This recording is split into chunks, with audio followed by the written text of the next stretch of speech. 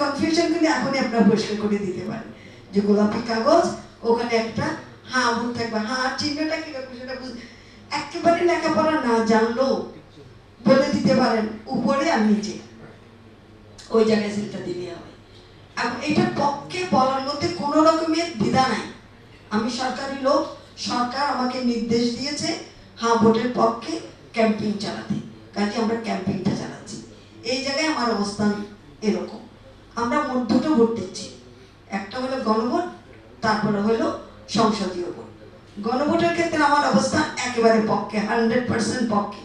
আমি গণভোটের জন্য প্রচারণা চালাচ্ছি, আমি গণভোট দিচ্ছি, আমি হ্যাঁ দিব, এটা পরিষ্কার করে বলবো। কিন্তু যেটা সংসদীয় ভোট, সেইখানে আমাদেরকে 100% নিরপেক্ষ থাকতে হবে।